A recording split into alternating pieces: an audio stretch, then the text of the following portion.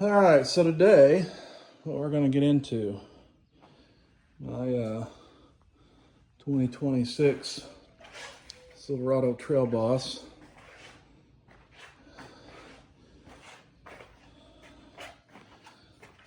We are going to get rid of these stupid looking chrome lug nuts and put on GM factory black. And we're also going to put on some red caliper covers on the top of the caliper, one tire at a time.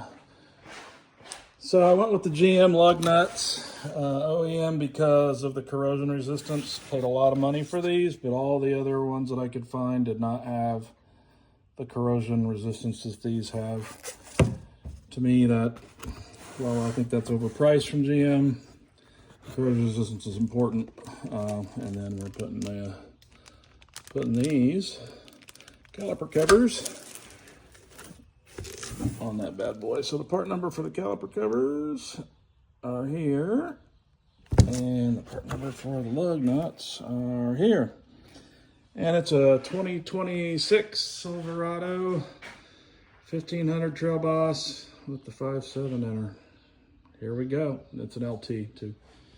All right, so I used my breaker bar, loosened up the lug nuts while the tail was on the ground, got her jacked up.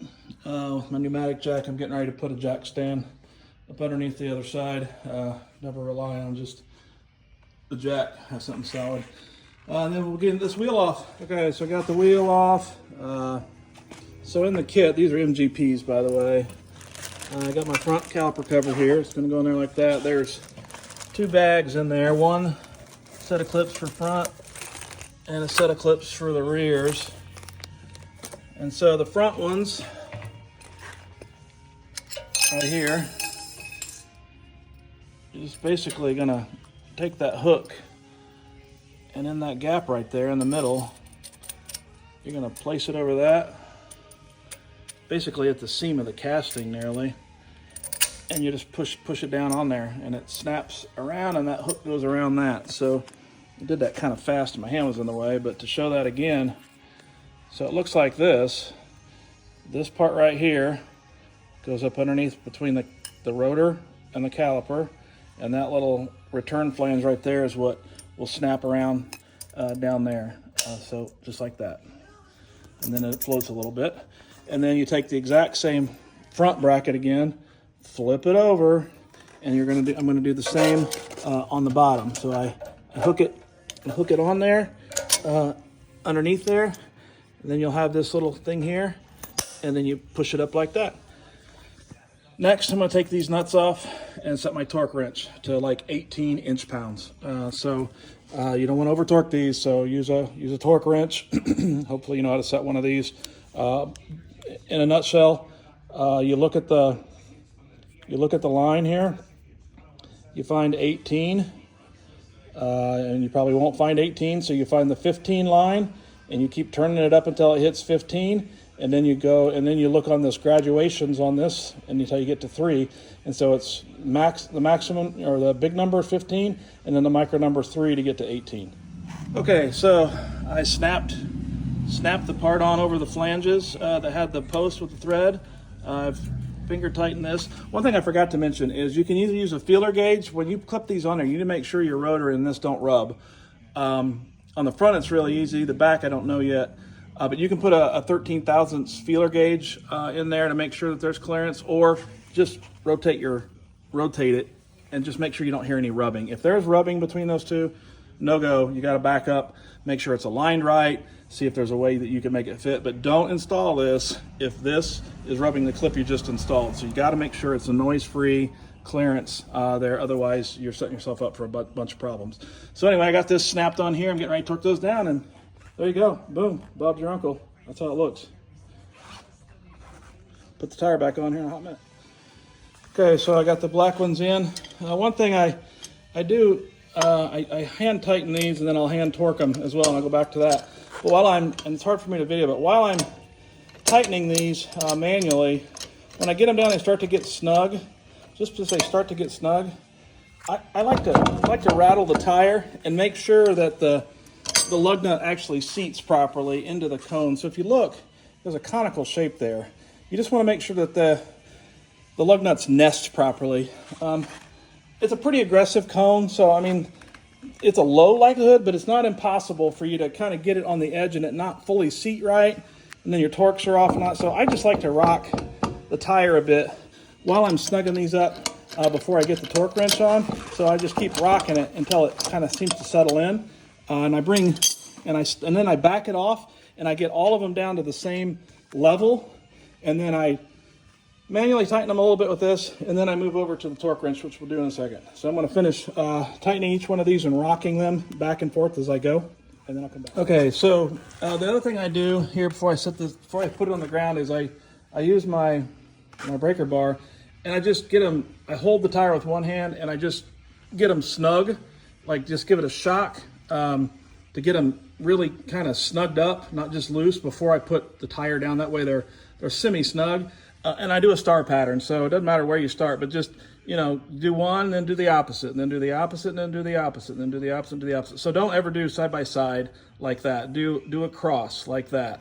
Okay, so go from here to here, and then you've already done this, so either go here or go here.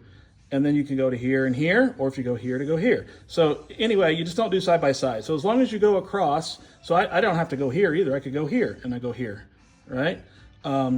No, take that back. You can't do that. So you got to go across to start, and then you can go the other way. Because if I went to here, then I go to here, then my next one, well, I could go to here to here. So I take that back. So as long as you don't go side by side as you do the star pattern is the main point. The main point I wanted to also make here, besides the star pattern, is getting it snugged up by hand before you're setting it down. More on the torque wrench. I've had some folks ask about how to set one of these. There's a lot better videos on this, but so the torque spec on GM's Trailboss tires, these lug nuts are 140 foot-pounds, pound-feet. So you on your, and I hope I can get this, on the torque wrench itself, there'll be numbers. So I'm on the foot-pound side, so make sure you're on the right units.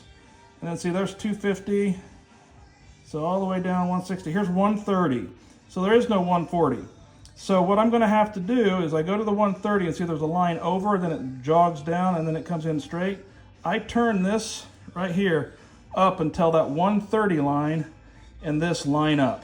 Okay, so where that horizontal line is for 130, where this lines up to that at the 0 point. So it'll be on 0 on this, okay?